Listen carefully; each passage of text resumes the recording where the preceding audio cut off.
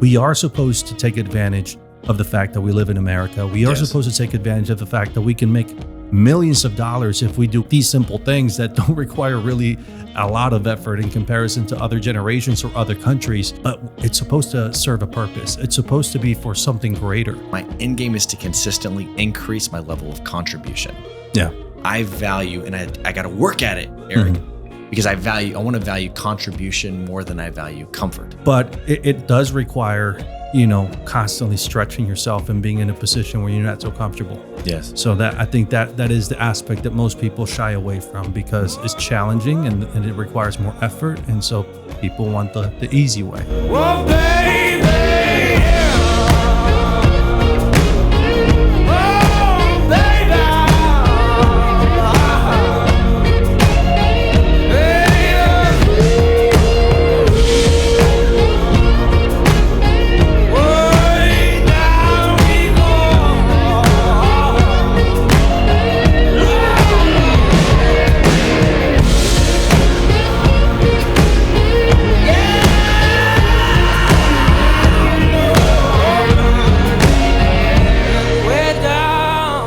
What's up, guys? This is Erick, Galera, Marine Corps veteran turned entrepreneur. Here with Preston Woody, former pastor turned business owner. And you're watching Grit, where we're all about setting a new standard. That is correct. Yeah. How you doing, man? Man, I'm happy about life today. Yeah. I'm excited. I spent too much time sitting today.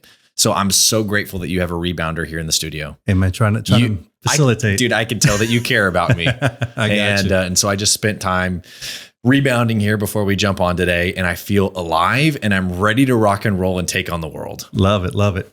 And for the audience that doesn't know, you got here like 30 minutes ago, but we didn't get to record because something really strange happened. Yeah. Like the last pest, like in the last 2 days. Very strange. Yeah. Now, okay, you're going to want to hear this story because it's baffled me. Like we're just coming off of it happening right now. Yeah. Something that, to some life-threatening. So tell us what happened. So I come to the door. You're always letting me in right away, right? Yeah. But then all of a sudden I'm not hearing from you, right? Yeah. You're a very punctual guy. So, and so you said, I'm going to have to unlock the door for you. So you unlock it virtually. I come in, then we go back to your space and then start from there. So this guy, Oscar, shows up. He's looking at my window because 2 nights ago, I'm just hanging out in my room. I'm just laying down with my dogs and I hear this pop and I'm like, did somebody just like bust my window? And then I'm listening to see what else I can hear.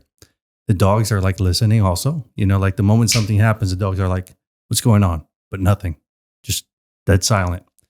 So I go and open the blinds and sure enough, there's like a hole this big in my window. And I'm like, what the heck, dude? I'm thinking the neighbors maybe threw a baseball and then ran inside.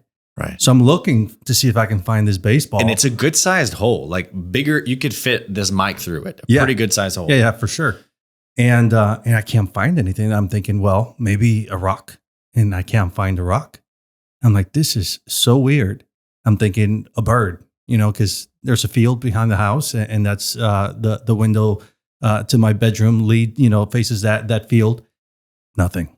No bird. I would have heard the bird try to, fly away if it did this. So it was pretty weird, man. And so you're looking at it and you're thinking maybe a hammer, but then you saw how it impacted the blinds and it was like a projectile type of thing because it appears through the blind has like it's one of those like blackout blinds that has two pieces of fabric. So it pierced through the first one, but not through the second one.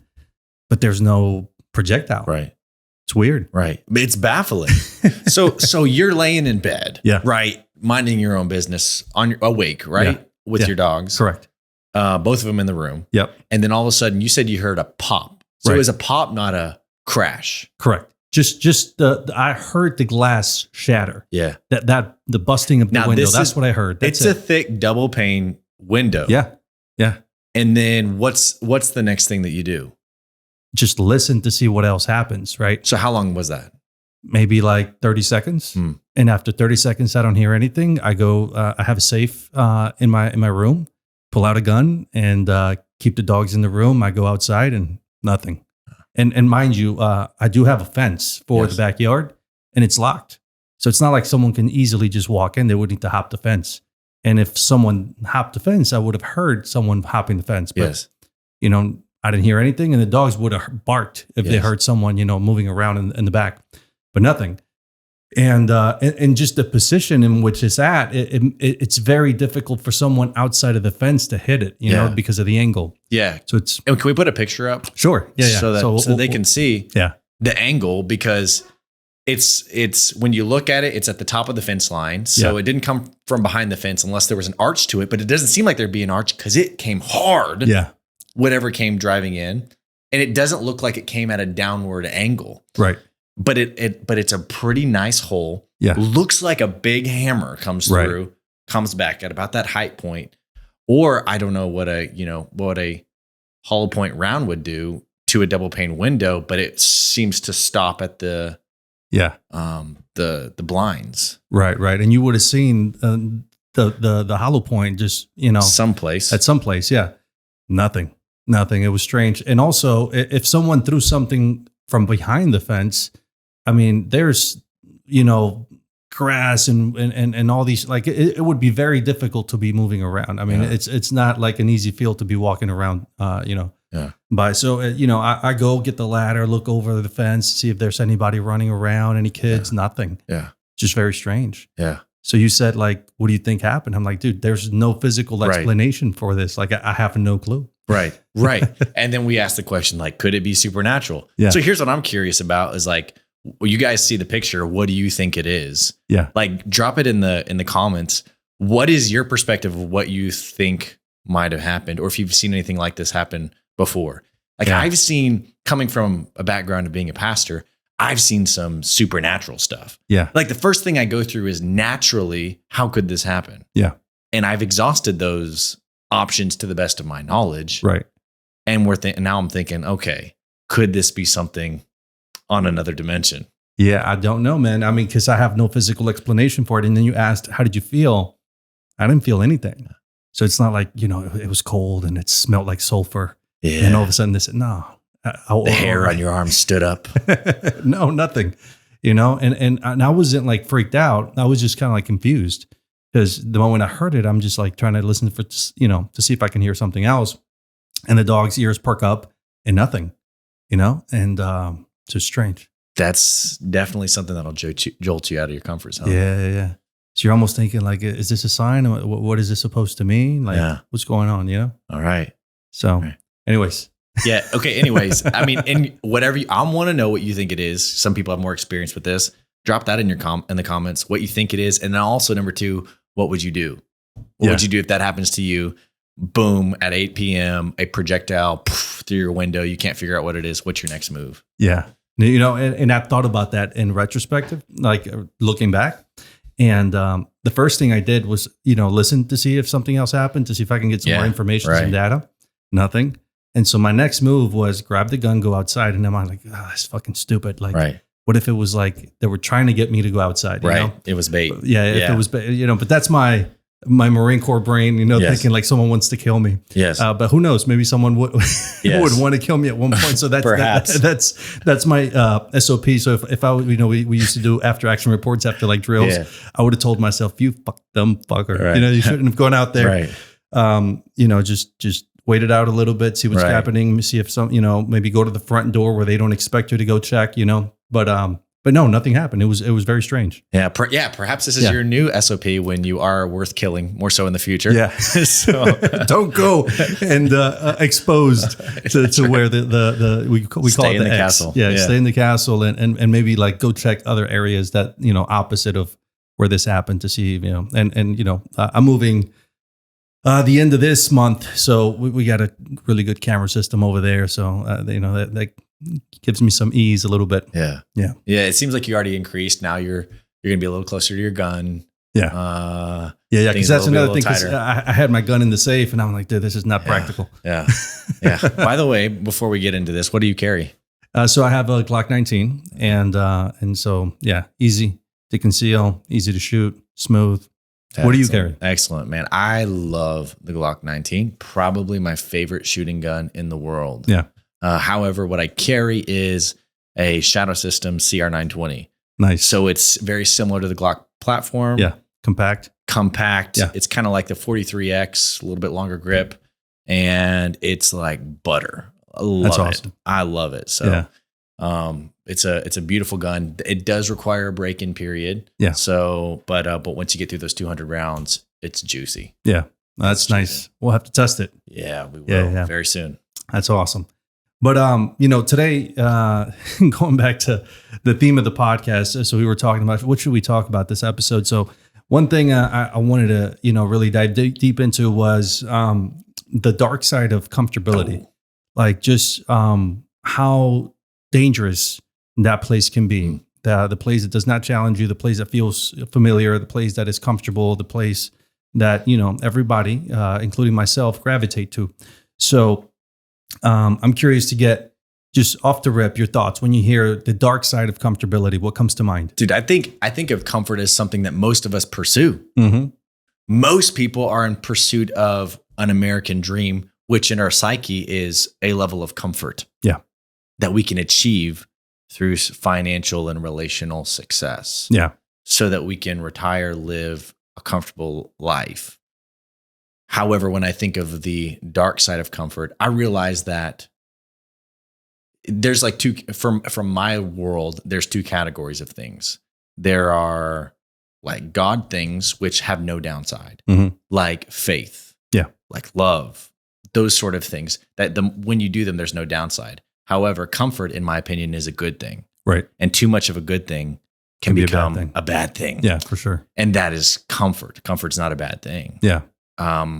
However, too much of it can have some dire consequences, as we've seen in this last generation. Yeah.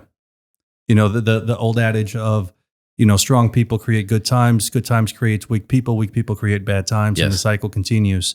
So I think we're living in, and we've been living in really good times, and it's created a generation of weak men, That's right. in particular. That's right. So, no, I resonate with that a whole lot, and I'll tell you just in practical in my life in just the last few years, I've been someone that always is searching to reach for the next thing, right? Yes. So working at Valuetainment, we've talked about that journey and kind of how I went from social media to sales to running the production department, and then the jump to starting my own business was a very scary jump, but I went ahead and did it, and then.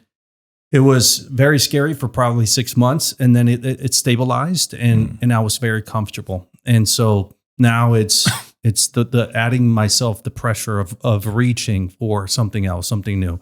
So I think it's important to always have a carrot that you're chasing. Yes. So, I'm buying this new house. Yes. I'm adding more responsibility to myself. I have a plan on how I intend to continue to move forward, but it allows me significantly less buffer room for failure, right? Yes. So I need to execute and I need to perform in order for this plan to work. Right. Otherwise, I'm comfortable. Right. And So when your comfort goes down and your motivation's going up. Exactly. Yes. So I think if you attach the carrot to the uncomfortability, it makes the uncomfortability a lot more exciting. Yes. Because you're working towards something as opposed to just suffering for the sake of suffering. Does that make sense? Absolutely. Yeah. And I think comfort is a bell curve, Mm-hmm. right? There's a point where you need more to be able to sustain an output. Yeah. Like I know what it feels like to not be able to pay my bills and how that feels, right? To not be able to buy groceries, to not be able to get the medical care or medicine that we need. Like then my ability to produce decreases. However, and I've seen it in a lot of people's lives and a lot of my clients, how there comes a point where there's too much comfort. Yeah. And motivation and meaning goes down. Yeah. So like the way that I think of it is like, what are you shooting for? Because if you're just shooting for comfort, rather than contribution, your life's going to experience a lot of pain. So the obsession with comfort will always produce a recession of meaning and motivation. Say that again. The obsession with comfort will always produce a recession of meaning and motivation. That's true. So the more comfort that you gain past that bell curve, the less meaning and motivation you'll have in your life. Yeah. A lot of people commit suicide because their life is so comfortable and lacks meaning and contribution. Yeah. Mhm. You lack meaning, which is a meaning to get up, to have drive. Yeah. Again, when you're depressed, Yeah. you're typically seeking out comfort. Yeah. You're less likely to interact with people, less likely to take risks, Right. less likely to put yourself out of your comfort zone. True. So you get more and more comfort, and you lose, when you're depressed, meaning and motivation on a consistent level. Yeah. I think I recall 50 Cent ever, like they asked him about 50. depression. Yeah. I think depression is a luxury Wow. because where I'm from, you can't afford to be depressed. You got to pay the bill, right? Right. So you got to go to work. You got to get up. You got to go do what you got to do. You got people right now that's at work that don't feel like being there, Mm-hmm. but they got responsibilities, so they Yes, go. sir. They feel uncomfortable while they're working, while they're doing what they got to do. Like when these guys get in a slump and they just decide that they're not gonna do anything, I'm like, where they do that at? Right. Even when you're on the street, you got to pack. And it's Yeah. funny, you know, Yeah. the more resources, like even in America compared to like third world countries, they don't have like a high rate of suicide because they have too many things to worry about to like dwell in like what they don't have. Right. So I think we're very lucky in the sense that we have so much that's so easy to get and without a why or a purpose on what you're going to do with that to make an impact. It's going to be very easy to slip into that comfortability place, you know? Easily.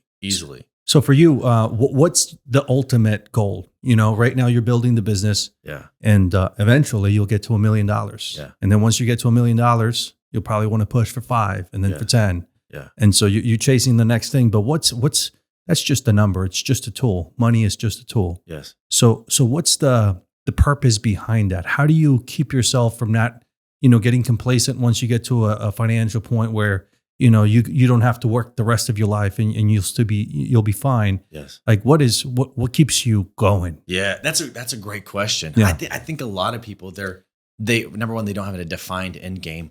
What does the end of this story look like? And a lot of people's end game psychologically, if you press down to it, it would be to be in a comfortable place financially, relationally. Yeah. That's a comfortable buffer to where if something happened, they'd be fine. They don't have to exert effort or work, which we talked about. This is the American dream to some degree. However, like the thing that I've learned in life, having come through depression, being a pastor, now entrepreneur, business owner, and seeing many lives impacted, is comfort is the enemy of contribution. Yeah. The more I pursue comfort, the less I'm willing to contribute, to go out of my way to impact and help somebody up, to go out of my way to call somebody that I know is not doing too good. Yeah. To go out of my way to interact with a neighbor I haven't seen in a long time. Right. To go out of my way to do or to give stuff away. Like what we try to do with our children is during Christmas, we make stuff and get presents for our neighbors and for our friends. When we go and give, we practice contribution to decrease our level of comfort to a degree. And then what happens? Our lives become more motivated because we see the smiles and more meaningful, right? So what's my end game? My end game is to consistently increase my level of contribution. Yeah. I value, and I got to work at it, Eric, because I want to value contribution more than I value comfort. Yeah. That's not my end game. However, like let's talking about the other side of things, is wearing a comfortable shirt. Yeah. Right. That's not a problem for me. Like I'm not going to pursue pain unnecessarily. Right. As a what you call masochistic person. Right. I don't like enjoy pain for pain. Right. Right. I want a comfortable shirt. I like a comfortable bed. However, and here's the distinctive point, maybe we can work on for a little bit. Yeah. Is comfort is a tool, not a destination. Yeah. So it's got to serve a purpose. Comfortability or uncomfortability without a purpose is just stupid. It's meaninglessness. Right. Yeah. So if I'm going to the gym and I'm lifting heavy and it's so heavy that my form is bad and now I'm injured and I'm hurt, that's stupid. But if I'm doing proper form and my muscle is sore, that's good because it's growing, right? There's a purpose to the pain. So as long as you're chasing that uncomfortability that's causing you to grow, I think that's the key. You know, so for me, the one thing that because I'm someone that is constantly chasing the next thing and the next thing and the next thing, and I know that it can also be a negative side to that, but I think it's also important because it keeps you from just getting stagnant. But the flip side of chasing the next is that you're never happy. And then that also leads to not having meaning and being depressed and all these things. But in my mind, dude, I've already spent like so many millions of dollars on things I want to do to create impact. Yes. That is for meaning. That isn't for me. Like I'm not thinking of like Lambos and like, jewelry and houses. I'm thinking of like, dude, we're going to make these movies and we're going to change, people's behavior at a mass scale. We're going to create, family centers where we can offer classes to kids and then they can have an advantage. And so I'm thinking of all these things, and all these things take a lot of money. Yeah. So as I'm growing the business and I'm constantly chasing that next, I'm motivated because I already know what that money is going to be able to do, what doors they'll be able to open. So I think that's huge. I just came back from an event in Austin called Life Search, and you went to the one here in Dallas, right? Right. Mm-hmm. So one thing that really, struck me was that was the whole point. Like, we are supposed to take advantage of the fact that we live in America. We are supposed to take advantage of the fact that we can make millions of dollars if we do what we're, like these simple things that don't require really a lot of effort in comparison to other generations or other countries. But it's supposed to serve a purpose. It's supposed to be for something greater. So I was pretty pumped, man. I was like, this is exactly what I'm talking about. But it does require, constantly stretching yourself and being in a position where you're not so comfortable. Yes. So that I think that is the aspect that most people shy away from because it's challenging and it requires more effort. And so people want the easy way. Yes. You know what I mean? That they do. They do. So in context of comfort. Yeah. Man, the more that in my life that I've seen that I've pursued it, like the more my life feels more meaningless and I have less motivation toward life. Yeah. So I think a lot of guys are there. Like most men are conditioned to believe that more comfort will equal good happiness. Yeah. Like where do you think that most guys are at in context of their belief system around comfort? What do you think most guys are believing around that? I think people give less credit to the value of uncomfortability, and you see it with, everyone is overweight for the most part. People aren't watching their weight. They're eating the easy thing to eat, which is processed foods, fried foods that are not good for you. People are very sedentary. Guys are, playing video games for long periods of time, and it feels good. It stimulates their brain, but it's comfortable, right? Yes. So I think that's where people kind of fall right now. And I don't think it's because they like the result. I think society pushes us into that direction. And most people are sheep to be very blunt. People just follow the herd. And so there's just a few people out there that start pointing to the other path, the more difficult path. And it could be figures like even Andrew Tate, right? And he might be very polarizing, but one thing you can give him credit for is the fact that he's challenging young men to take the uncomfortable path, And I totally agree with that. So I also think that, once a nation starts leaning so far into the comfortability route, we become very vulnerable and we won't be number one for very long. And you go back to the old adage of, hard times and such. But and then when the government and a lot of big organizations pushes that sedentary, weak narrative, it makes you wonder why. Yes. Why would they care? Why would you want people to be weak? What's the purpose behind it? What do you think about that? Why? And are you asking the question? Why do you think the government or whatever agenda wants us to be weak? Yeah. In my opinion, like I kind of became fascinated in like 2019, 2020 with studying socialism, communism, Marxism. Yeah.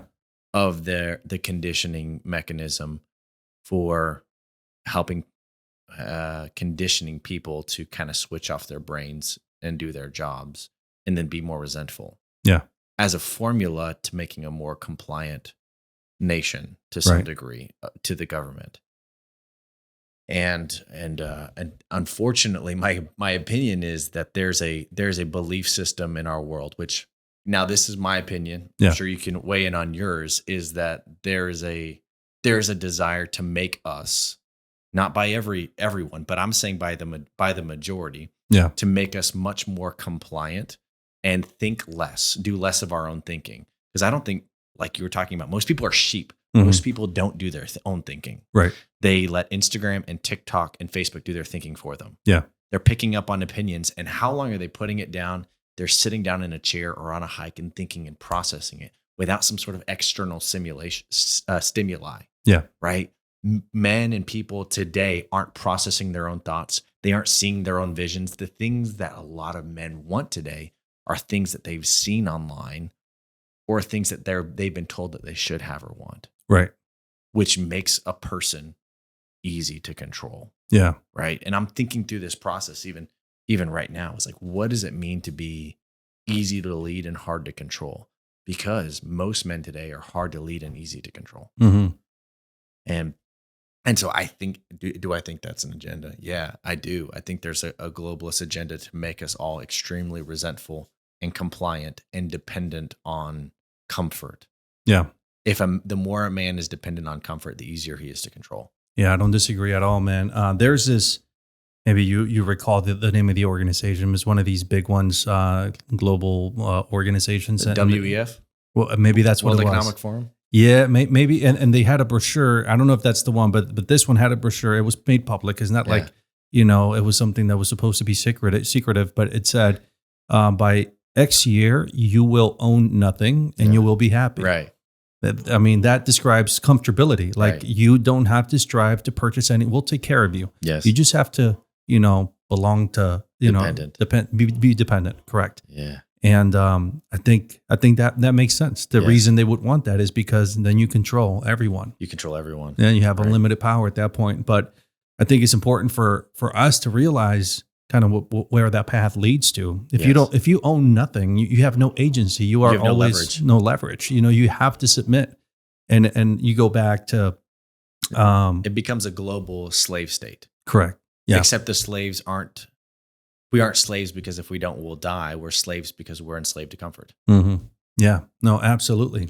So, for those of us that are chasing the hard path, the difficult road, what are some practical steps that we can take today Yeah. in order to get closer and closer to the kind of life that is going to be full of meaning and the rewards that comes with taking the hard path? Yeah, man. Let's talk about some things that you and I both kind of do, and then maybe we can share. Like, I like the adage, the idea of becoming increasingly hard to control. Yeah. So how do I become hard to control? I'm not a huge fan of the pharmaceutical industry. Yeah. I think there's some poor intentions there. So what I want to do is become as healthy as I can physically, that I'm not dependent on that system. Yeah. I'm not a huge fan of the way that things are done, right? I'm not going to try and get us blocked on YouTube or anything like that from some financial industries. So what I want to do is I want to become as financially independent as possible. Yeah. So that I'm not dependent when hard times hit. I want to be hard to control. So how do you become financially hard to control? That becomes the challenge, because I have to actually embrace discomfort seasonally to be able to have that leverage in the next season. So we'll start with the physical perspective. Yeah. I love lifting weights, Mm-hmm. right? Did I always love it? No, because it didn't feel good, but I decided that I loved it. And when I loved it, I do it all the time. Right. And it's made me pretty stinking strong. So when I lift weights, how does it make me hard to control? Well, guess what? When I lift weights, my testosterone, does it decrease or increase? It increases. It increases, Yeah. right? Yeah, So yeah. my assertiveness, does it decrease or increase? It increases. It increases. So I'm becoming more assertive, more strong. I'm actually living out the biological function that I believe that God designed us to operate in, which is not sit down for a long time and be sedentary. And my motivation, my increase, my drive is through the roof. And what's beautiful, Eric, is I'm less dependent, Yeah. which means I'm not as much of a liability for my family. Yeah. I can be an asset. For sure. So therefore I'll require less sleep, less medical care, less maintenance in that context. Yeah. When you're like that, when you're in that state. So that's why it's important for me to be physically fit. There are other angles that we talked about of how it conditions your brain, your psychology for business. of doing a hard thing, Yeah. which lifting weights is it comfortable? No, it's not. I mean, no. yeah. Well, you start like to become a masochist in that sense sometimes because I enjoy it. Yes. It is comfortable for me. I think the word of what I enjoy challenge more than comfort. Right. Like You start developing a craving An for appetite it. for it. Yeah. An appetite for it. For sure. And so But yeah, it's difficult because if it wasn't, everybody would do it. Of course. exactly. Yeah. No, for sure. And then on the financial side, at the event that I'm telling you that I went to, I forget the name of these guys. There's some twins that were They're there great. too. Yeah. So they're in real estate. The realtor guys. Yes. And they had a Or the show on flippers. the Yeah. flippers. Yeah. And so these guys are Christians, and with media the way it is you can't really be outspoken about your Right. faith, and so they got some pressure to not be so vocal about their faith, and they were close to sending an email and saying, "Hey, listen, this is what we believe, but we won't talk about it." And and then eventually they ran it by somebody that they thought would agree with them. And they needed that validation of like, yeah, that sounds fair enough. And then that person was like, what the hell happened to you? And so they ended up not sending an email. They lost the deal. And all of a sudden, all these verticals of revenue went down. And they said, but you know what? We kept making money because we were in real estate. So I think it's important to have a financial structure to where, you are. Now, there's a balance because a lot of people talk about, multiple streams of income, and that can be dangerous, especially when you're getting starting a business because, one vertical is hard enough. And when you're dividing it over so many things that you're working on is very difficult for any one of them to be successful. But the reason I like real estate is because it's an investment that it doesn't require much of your time, right? So I think it's important, especially if you're in the business of making your opinion known. So like right now with YouTube, like at any point they can say, you know what, guys, you can't do this anymore. And if the whole business is predicated around us being able to do these podcasts, then they could really like do some damage to us financially. But if you're savvy enough to where there's cash flow coming in from different areas that don't require a lot of your time, I think that is a smart thing to do, Yes. And you were talking about like a lot of guys are looking for multiple streams of passive income. Yeah. Right. But the thing is, the reason a lot of guys want passive income is because they're passive guys. Correct. They don't want to do things. Yeah. And then you talked about for a second, like hone in on this because I hear this all the time with guys that aren't successful. Right. Yeah. Okay. So guys that I have touch points, most of the guys I work with are pretty financially successful. But then I hear a lot of guys that aren't financially successful talking about developing all of these streams of income. Yeah. Initially, passive income. Yeah. So, and you talked about leaning in or targeting one specific thing. Yeah. To be the catalyst for that. Touch on that for a second. Yeah, I think active income is number one priority, and that should be the sole priority until it buys your time back, and you no longer have to like worry about your bills. And then once you have enough to where you have more that's coming in that you can spend, then you start investing into all these different asset classes, whether it's stocks. I'm not particular a fan of stocks myself, but they're great for some people. I like real estate. And so I look at real estate like a 401k. So I'll buy a property, I'll live in it, I'll rent out some rooms. It produces cash flow. So yes, it's a huge investment, but it makes money. And sometimes it covers the mortgage or almost covers the mortgage with the rooms I rent. Yes. Then I go buy another one and I rent the old one. And then that other one, the one that I'm renting completely, again, is getting covered with the rent, is covering the mortgage. Sometimes it generates cash flow, passive income. So like I have a house in Florida that produces, passive income. And then hopefully this one does the same and we're moving to a different one. And then we're also renting some rooms. Yes. But to me, these are smart ways to leverage debt because I'm a huge fan of debt.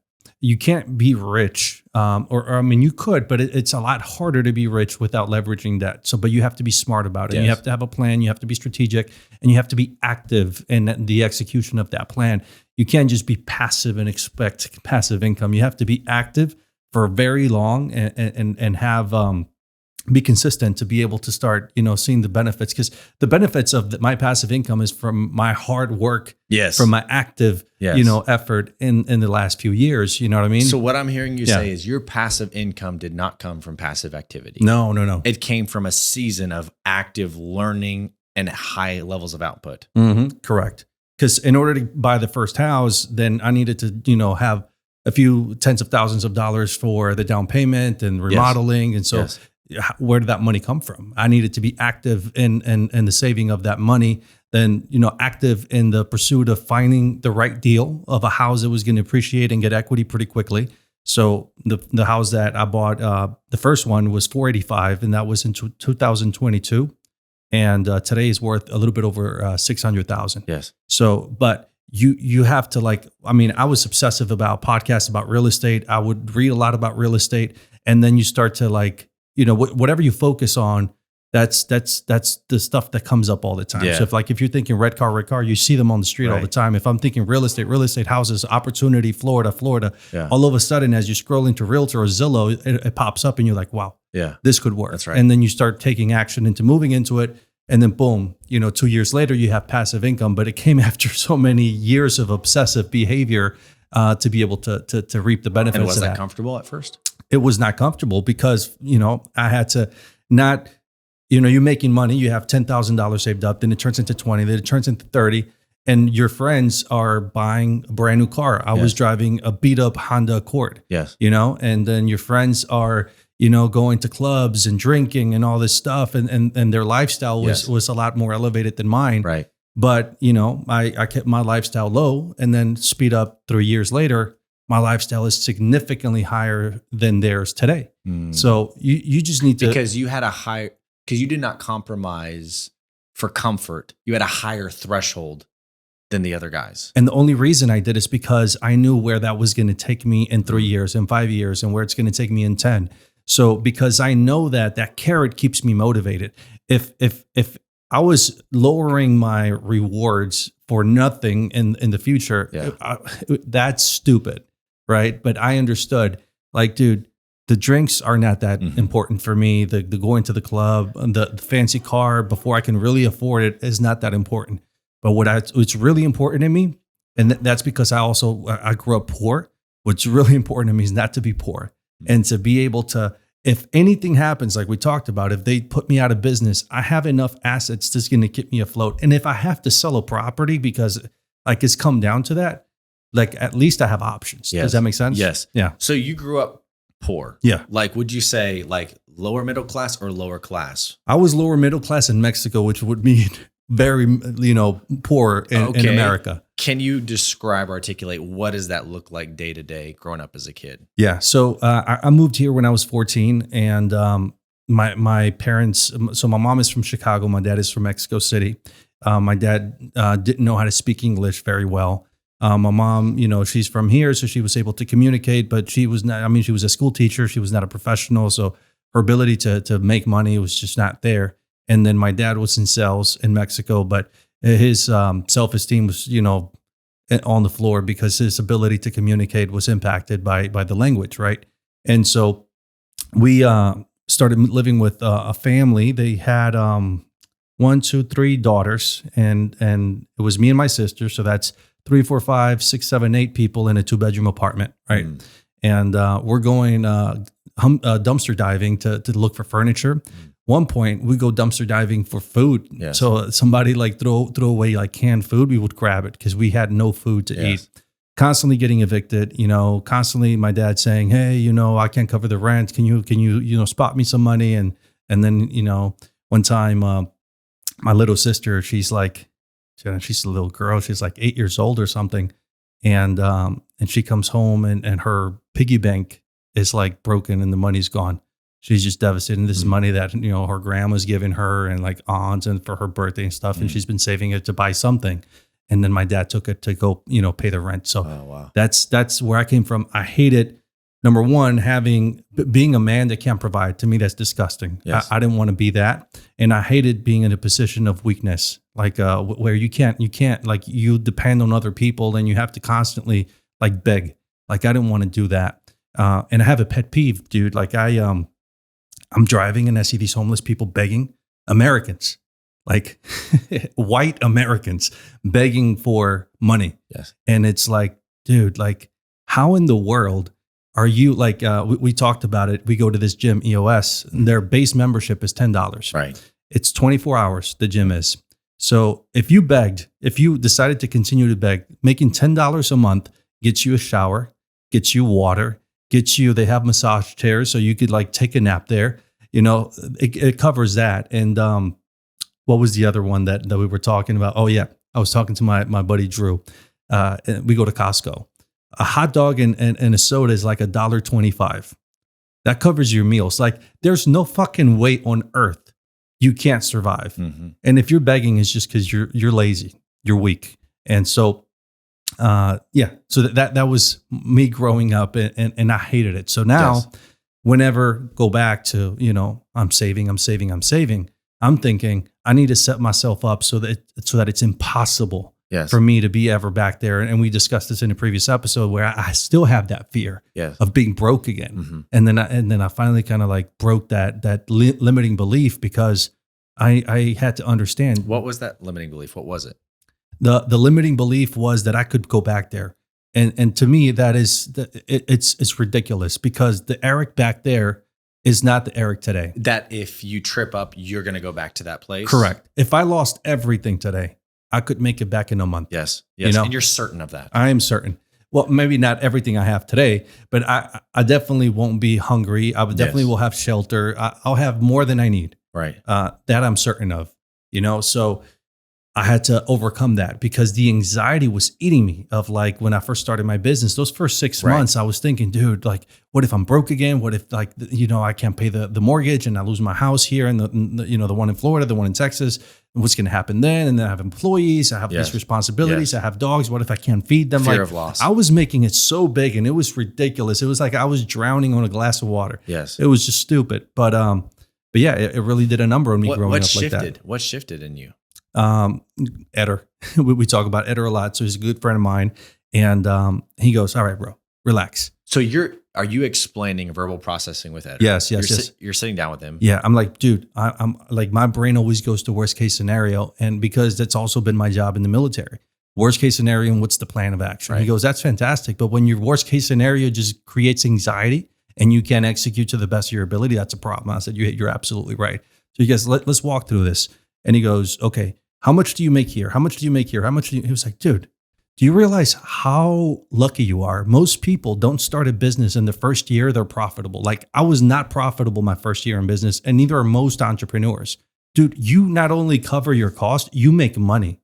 And now you're making a lot of money. Like relax. Like it's almost like annoying. Like shut the fuck up, dude. Yes. And I was like, yeah, you're right.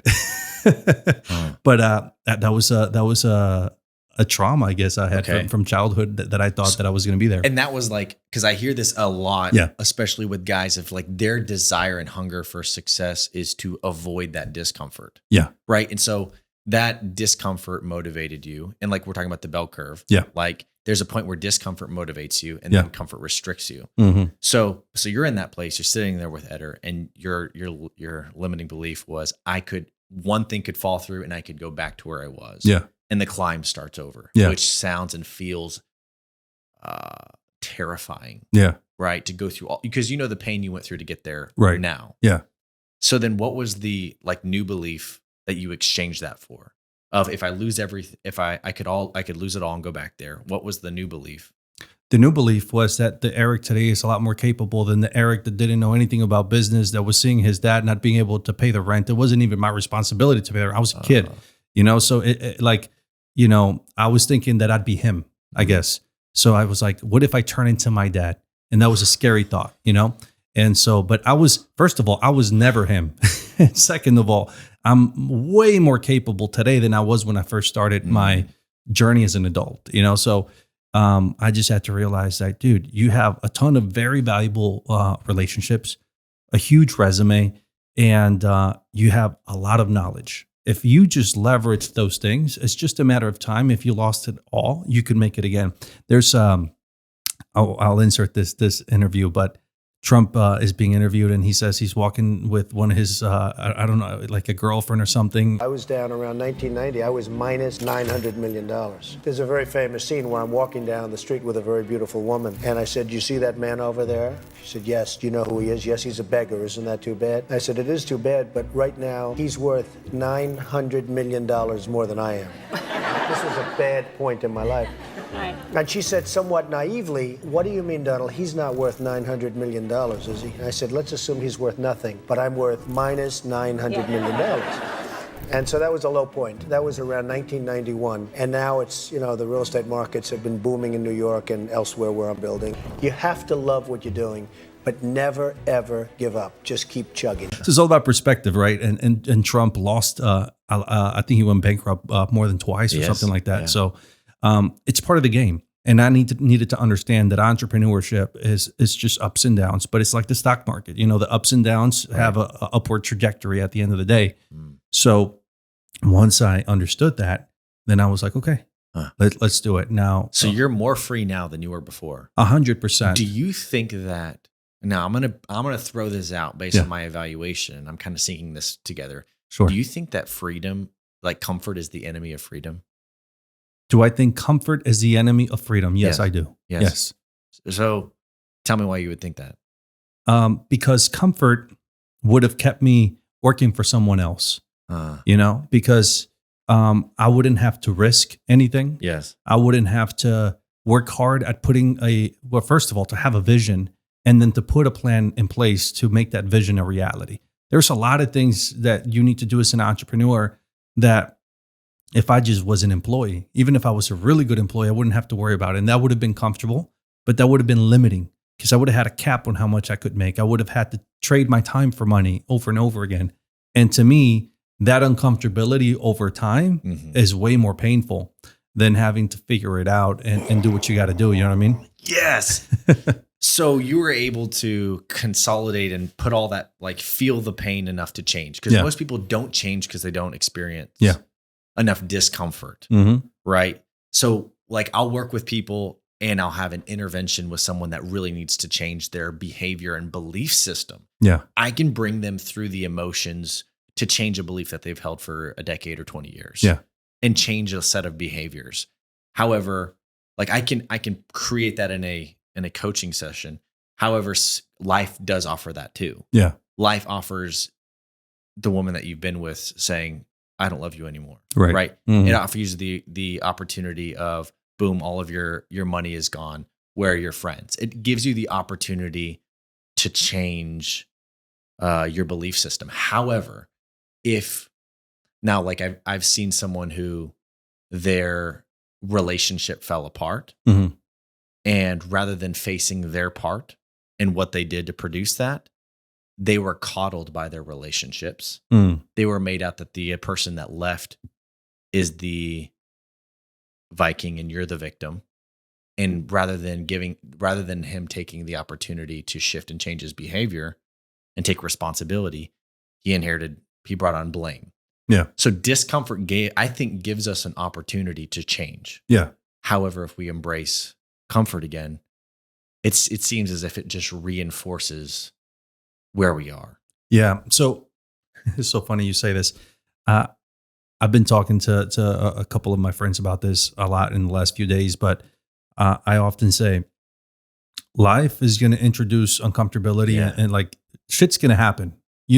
It's just a matter of time. Yes. So wouldn't it be a lot better that you had control and comfortability, something that you self-impose to develop that muscle as opposed to waiting until life throws something at you when you least expect it and you now have to pivot? Like, it's going to happen one way or the other. Why not just do it to yourself so that you develop the ability to overcome it? That way, when life throws the unexpected thing, you're like, I've done this before. Okay, what do you mean do it to yourself? So let's see, what would be a good example? So in the Marine Corps, my job was to protect embassies and have a plan for if there's a bomb, if there's a shooter, anything that could happen. So I could just sit around and wait until one of those things happen and then expect to be able to overcome it. Or I could practice every week, which is what we did. And we drilled every week and nobody knew when it was going to happen. Nobody knew what the scenario was going to be.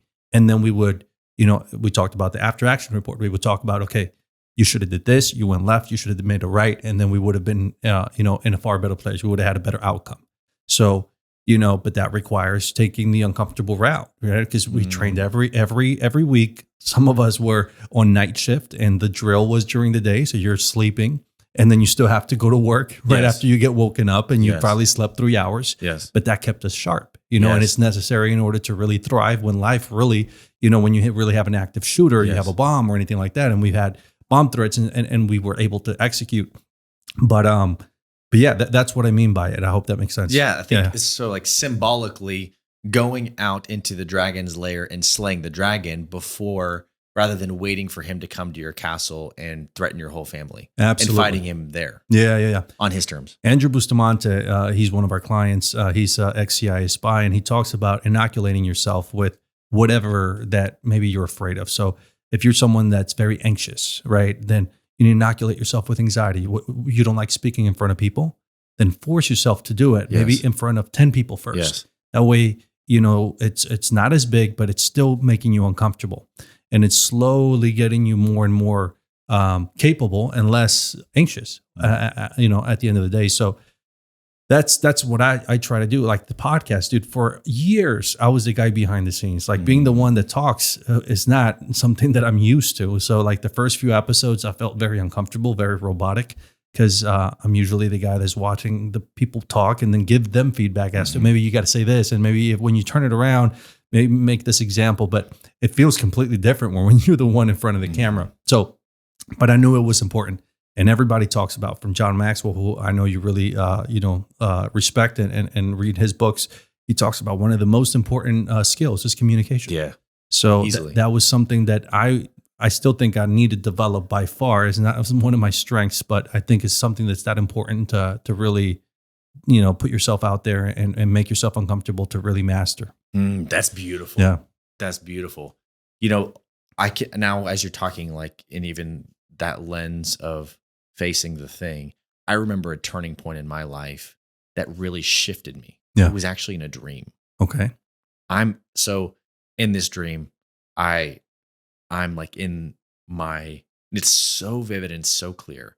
I'm in this basement, and that's like a green room. Yeah. And above is this, there's a seminar happening, and I'm down here with all of these prominent speakers that are running in a part of and training in this seminar. Yeah. All right. And somehow this is like my venue. Yeah. Okay. And so everybody goes upstairs, and then all of a sudden I'm down here in this basement. The frame, the light of it just grows dim. And all of a sudden I feel fear, like a kid when you're alone and the lights go out. Yeah. And then you just feel like something's watching you. Do you remember that feeling as a kid? Yeah. And my breathing gets more shallow. My chest feels tight. And I start walking over to the staircase, but my feet feel so heavy. And I look, and there's like 3 hallways. And I look down one, and then I look down the other, and I'm terrified to look down the 3rd hallway. And I muster up the courage, and I do. And all of a sudden, the lights grow even more dim. And down this hallway, which is probably like 30, 40 feet, I see these yellow, red eyes glaring at me. Like, this is as clear and as real as day. And I see this huge, like, smile with these giant teeth, like glaring at me. And in that moment, I feel paralyzed with fear. Yeah. Like, absolutely paralyzed. And it begins to move in my direction. So in that moment, I have this split second thought where if I turn and run, I'm going to get slashed and demolished by whatever the heck this is. Or if I stand here and freeze, I'm going to get killed. If I run at this thing, I don't know what's going to happen. And so I make the conscious decision right there. I'm like, if I run, I die. If I stand, I die. So I'm going to attack. Yeah. So I come to my senses, and my eyes get really wide, and I scream at the top of my lungs, and I start charging at this thing as fast as I can. And all of a sudden, like I feel timidity from this force, this creature that's in this basement running at me. It slows down. I speed up, and right before I come into contact with it, I wake up and I'm screaming, like a sweat's dripping everywhere. My wife wakes me up like, what's going on? And I'm like, babe, I'm fighting a demon. Give me a second, right? Literally. And I get up, I go to the bathroom, and I take a few deep breaths, and I feel like that was a shifting point in my life. Up until that moment in my life, I had been living to avoid death. And Marcus Aurelius says, death smiles at us all. Yeah. And all we can do is smile back. Yeah. And I feel like symbolically, I was able to smile at my own death. Yeah. And run at it before it attacked me. Yeah. And then death became timid. And from that moment forward, and I'm telling you, this was a dream that changed my life. Yeah. Death no longer scares me, which is the fear of loss. Right. And which is symbolic of poverty, all of the things that we can lose, right? Yeah. It doesn't scare me anymore. And when I feel it, I can make the conscious decision to smile at it. The comfortable thing to do is to wait and let death come to you. Yeah. Right. Because it may take a little longer, right? There's 20 more steps and I get to live and preserve my life a little bit longer. But what kind of life is that? So I think that was a shifting point in my life, is if I stay where I am and live for comfort, death will find me. So what happened in your real life before and after the dream? Like right after that, like right before that dream happened, I had just resigned as a pastor. And my psychology, my spirit was sorting things out. This is when you said you were going through depression. Yeah. Yeah. Mm-hmm. This was like in the smack dab middle of it. Yeah. Right. Got it. And right after was really the exit point of my depression and the clarity for my business. That's awesome. Yeah. You know, it's funny. When I decided to join the Marine Corps, everybody was like, dude, like this is 2014. And ISIS just became, part of the news. And like, these guys are worse than Al Qaeda and all these things. And they're like, bro, you could die. It's like, can you just join the Air Force? It's safer. And I'm like, no, dude, I want to go to the Marine Corps because that's where the action is, And then I go through boot camp, the whole thing, get to my unit, my master sergeant pulls me into his office and he goes, Galera, you going to Afghanistan, pack your shit. And I was like, fuck yeah. And he goes, dude, it was just a joke. Usually people get scared. And I was like, dude, I was excited. So I looked forward to that. Yeah. And then when I'm at Valuetainment, I'm trying to start my business, dude, I was so fucking scared. Yeah. I was like less bothered by the thought of death, but the thought of being poor because of how I grew up had a stronger grip on my psyche, which is crazy. Death itself. Than death itself. Yeah. I was comfortable. Like I've always been comfortable with death. Yeah. Like if it happens, it happens, whatever. Yes. But with being poor, I just hated it so much, dude. And that is the thing that took me the longest to overcome. And dude, it's an ongoing battle. Like there's still times where I'll lose a bunch of clients and like, we lose $26,000 and we're like, fuck, dude. Yeah. Like, and so those thoughts, and I have to talk to myself, be like, dude, relax.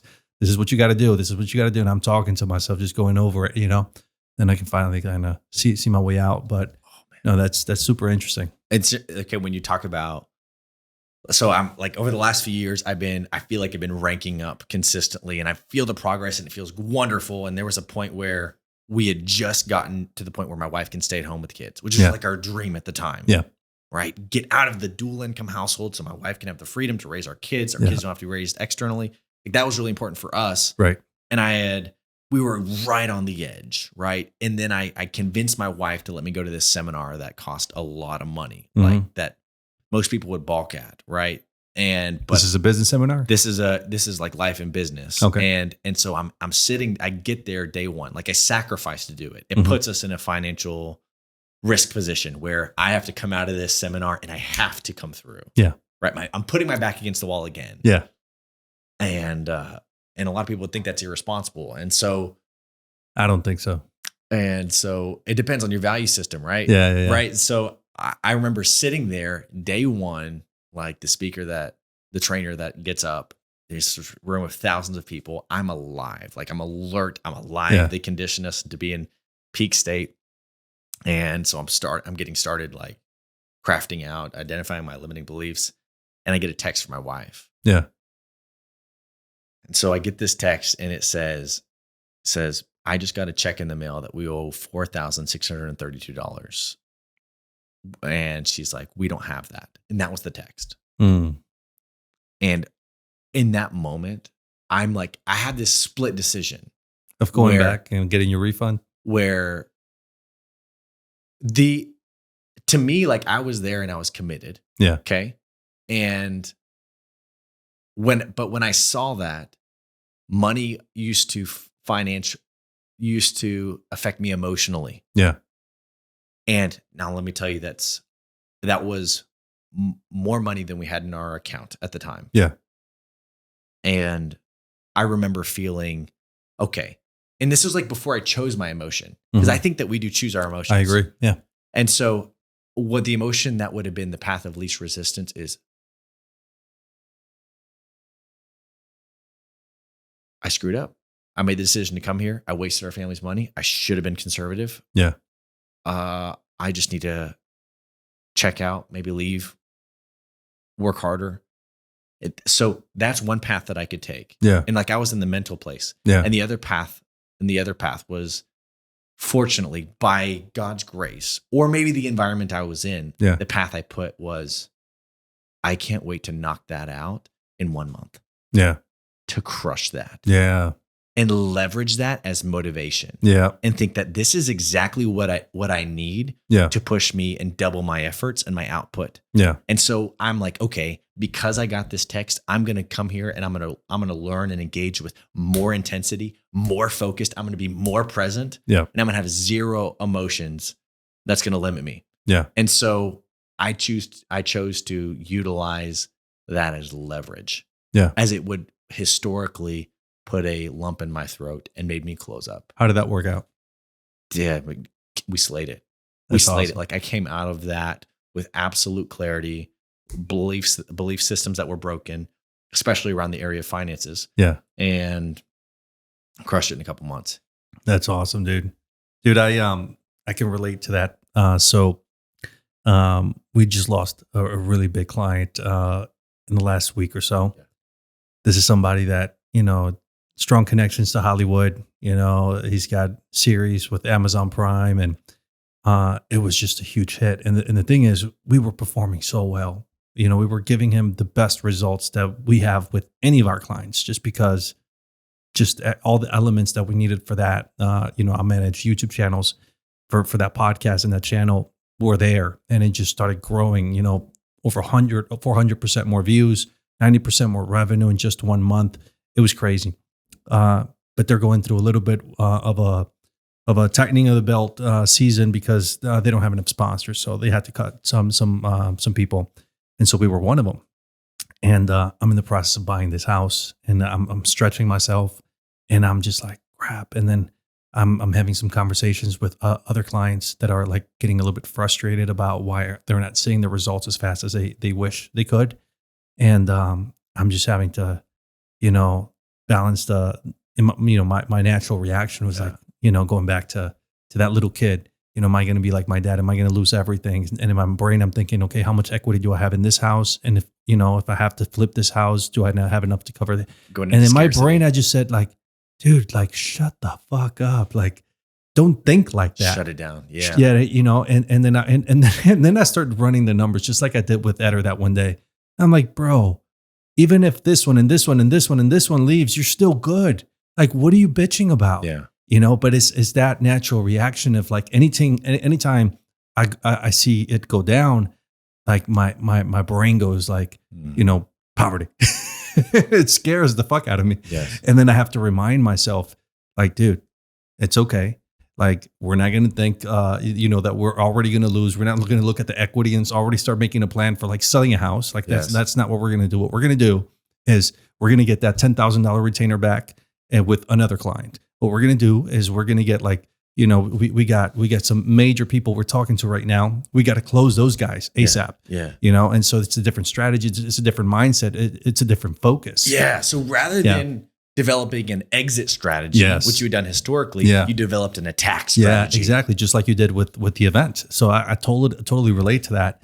But I think it takes being honest with yourself. Like, nobody likes to admit that they feel those feelings. No. That, oh, dude, I thought we all about do. quitting. Yeah. We want to say, oh, dude, I crushed everything I do, but I don't, bro. Like, No. you know, I have a lot of thoughts of, you know, quitting.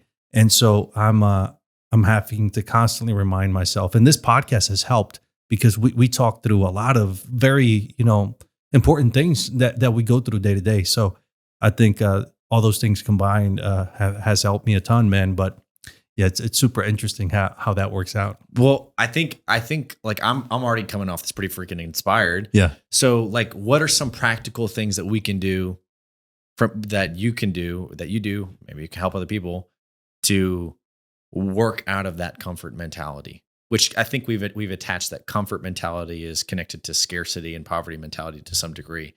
So what are some things that you do practically day to day to condition that out of your life? Yeah, I think if you go into the really small, is it micro, macro, micro, right? The small areas in life. We talked about this the first episode about the discipline on the little things to be able to win on the big things. The way you do one thing is the way you do everything. So from, you know, making your bed to like putting your dish away the moment, like being excellent at the little things, it's going to create confidence for the big things because now you've created a reputation of like, this guy squared away. So that's one thing. And that's the one thing that I think most people overlook. And that's the discipline side, especially the discipline and the things where you get no glory. The only, I think the big reason why people like to be disciplined is because they like the glory. They like the reputation, the people pointing at them and saying, wow, this guy's awesome. But, you know, when you have to show that in areas where nobody watches and nobody gives you credit for, I think those are just as important. So that's one thing. And then in business or in your career, I think you need to figure out who you are. If you're the entrepreneur and you've been thinking about being an entrepreneur, but you have been too scared to pull the trigger on it, you need to just pull the trigger.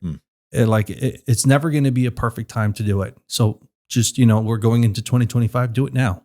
You know, if you're an entrepreneur, if you're someone that wants to grow with the company, then, you know, find something where you can, you know, put some skin in the game, you know, risk a little bit within the organization, go above and beyond, you know, put yourself out of your comfort zone. Yes. So whether that's, hey, boss, what if I did this and this and this? And if I'm able to reach that, I get a bonus. Yes. And if I don't, then, you know, you knock this, you know, much out of my paycheck. If like, you know, I have this client that we worked out a deal and we have KPIs, you know, if you hit all your KPIs here, you unlock X amount of dollars. And also, if you fuck up, you also get deducted money. Not only do you not get the bonus, we take away from your base, right? So stuff like that, like get some skin in the game, but you're still within an organization. You still have a job. So I think that's on the professional side. But yeah, that would be my advice. What about you? That's a good point. Yeah. Especially, I know we're both business owners. Yeah. And so I think one of my friends, Dr. Jim Bob Haggerton, helped me a lot, who's very entrepreneurial. Yeah. I thought that the only path to freedom for a long time was through entrepreneurship and owning a business. Yep. And that's what I believe really up until this last year. However, some people aren't wired or built for that. And that's okay. Yeah. In fact, probably most people aren't. Yeah. And so a lot of people are trying to do that sort of thing when it's not in their wiring.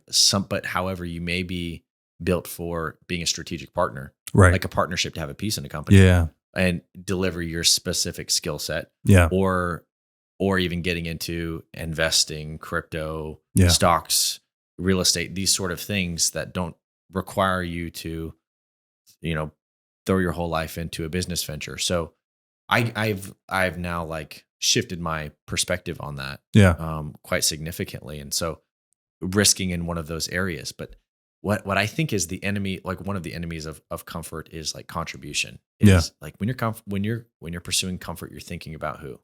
You. Yeah. When you're thinking about contribution, who are you thinking about? Others. And that's for what life is about. Yeah. The people in my life, like at the end of my life, I don't want to be known by what I gained, but rather what I gave. Right.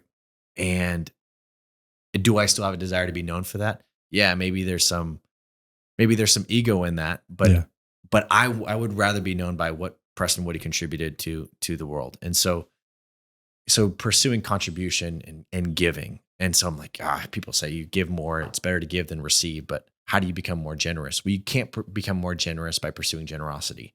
You become more generous by pursuing gratitude. Yeah. And the more grateful you are, the more generous you become. Facts. Here's what I would recommend is practice gratitude, condition it into your life every single day. Yep. You will never, like, if you are a person of faith, you will feel God at his closest when you are being grateful. Absolutely. When you are thanking him for things. Yes. When you are saying, thank you for my life. Thank you that I have nostrils that can suck air. Like we can thank God for anything. And so the more when we focus on what we're grateful for, then we are unable to focus on the lack. Yeah. And we become abundant, not scarce. Correct. So I would recommend every single day, whether you're running, walking, I do it in my power hour, is I think of one or two things, like just one or two. Yeah. The things that I can be grateful for. And I go to the point where I can actually feel the emotion of it. Yeah. Of thinking about, wow, like I'm so grateful that I got to go for a walk with my son last night. Mm-hmm. And I got to hold his hand and he was trying to walk in my shadow. And that moment that we got to share together was so beautiful. Like, and all of a sudden all my problems get smaller. Yeah. Right. And my love gets bigger. Yeah. So my suggestion would be integrate gratitude into your life and see how your desire for comfort decreases and your desire for contribution For decreases. sure. You know, just as a final thought, I mean, not everybody believes in God. Not everybody's a Christian, but I will say it's got to be very challenging to be grateful when you don't believe in God. Like, who are you grateful to at that point, right? Yeah. So for those that maybe don't believe in God, I would say, give God a chance, bro. Yeah. Like, try it. Right. Try it. Maybe, entertain the idea that all the great things that are happening to you are because he's letting them happen, because he's there, right? And let's see how what that does to your brain once you start thinking God specifically for, dude, you did this and you did this and you did this, and then also understand that you don't deserve anything. Yeah. Like when you realize I'm not owed anything, but I still got all these things. Yeah. Then you realize, shit, dude, like I'm doing pretty good. And if I was able to get all these things in the last few years, like what's going to happen in the next few? And if I can, and if there is a God and there's a bigger purpose to why I'm here, if I can learn how to steward these resources, maybe he trusts me with more, down the road, and so that becomes exciting because you assume responsibility for your part. Yes. But you also understand that there's a bigger power at play. Yes. That is, opening doors. All you can do is get to the door. You can't necessarily open those doors, in my belief, at least. So I would just say that, because that's been a game changer for me too. Mine is different than yours. I drive. So, going to the gym, coming back from the gym, and I'm having these conversations with myself as I'm, experiencing the emotions of fear of losing things. And I'm like, just, I talk to myself first, dude, relax. This is going to be fine. And, you've been able to do this and this and this and this. And it's because God is able to, provide here. Now you got to the point where you knocked on the door, but he opened it. You have no credit to get from there. Like the door opening is 100% not you. You getting there, that's you. But that's all you can do. So just get to the next door. So when one closes, go to the next one. And if that one doesn't open, it's not supposed to open. Go to the next one and the next one. But if you just get to as many doors as you can, you'll be just fine. Beautiful. You know what I mean? Beautiful. All right, man. Well, this was a great podcast. Yeah. I think that they're getting better as we go. But I'm excited about the new guest. I'm already talking to a few people and I'll fill you in with that. But that'll be super interesting to start introducing the guest component to this. Eric, we did the right thing. Yes, sir. Setting a new standard. Love it. All right, brother. If you enjoyed this episode, click here to watch another episode or click here to watch a clip from the podcast. And we're down, we